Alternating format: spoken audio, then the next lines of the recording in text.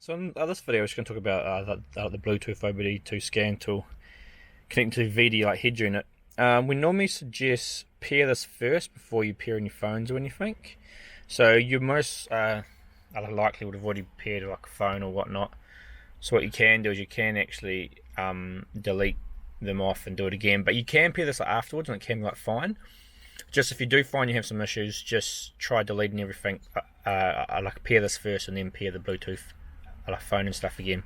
So this will be down. It has to be within like 50 centimeters of the steering wheel, and you have to be able to get to it without using tools. So sometimes it can be behind like a flat, but like normally it'll be down here somewhere, like up under above the wheels. On here, I'll try and get in here, but you probably won't be able to see it. But it's actually just on this far side here. The plug can only go in the one way.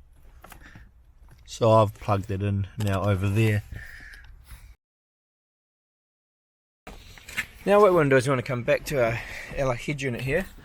Just want to push a search. I'll make sure the car's got like full ACC on, so you can see it's come up here.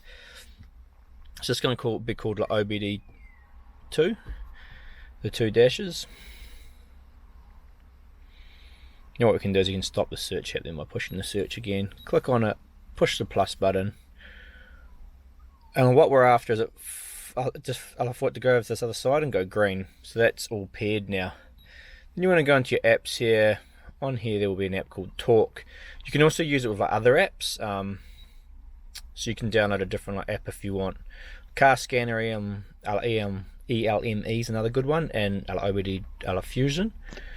So up here you'll get some flashing icons. So this one's gone solid blue, the little adapter one, so that means we're connected to the device, which is good. And the car's gone solid, which means we are connected to the car's ECU. So if I start the car now,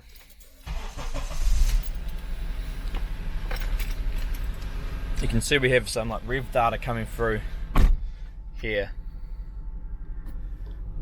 So if I rev it up and down, you can see obviously we go to real-time information here. But there's plenty of information on line about how you change things and do different things on here. But the main things people are probably after is if you click and hold on one, you can go display configuration. You can see high and low. You can change the display type. You can change also the size of it. Make it large, so you can obviously drag it around. So if I click and hold one of these, you got to click and hold to push the drag. If you swipe to, it'll take you to different dashboards. So you can have different dashboards going on. Click and hold in a blank area to add a display. All the ones that are coming through green means you're getting data on them. This is, I think this is like a 2002 car, so this is quite advanced to even have OBD2. It is like a Honda. So you can see there's a bit of stuff going through here. Newer cars will have more data. GPS pulls the GPS data off the actual head unit. So whatever, intake, air will go small. You can see you can drag it around where you want it, and we've put that there. So that's basically the main things you'll want to do. The only other popular thing to do is if you go back to the home screen here. Also this, I picked it up automatically. Sometimes at the start you have to go into OBD2 adapter settings, connection type, choose Bluetooth, and then choose the Bluetooth device, which will be called OBD2. So we choose that as well. Hopefully this video is easy enough to see a little bit of reflection. Then all these other ones in here, not really important, don't need them. The only other ones are manage extra data. So you can find online, and you can also ask us if we have it.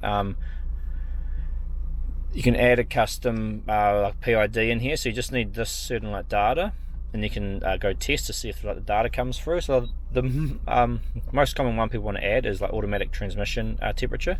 If you're towing or driving in the sand a lot, so you can ask us for this, and if we have it, we'll like give it to you. If we don't, you can do a search on the internet. Obviously there is some in here already. Let's just choose sort of Ford. This is like power strokes. This is a bit more common for like American sort of Fords, but you can see it has all this extra information you can actually get. So like a fan speed sensor, injection control pressure, engine oil temp, transmission fluid temp, fuel level. So there is quite a few things you can get. Exhaust back pressure, transmission gear. You got misfire count, that's common on the power stroke ones. ABS, wheel speed sensor.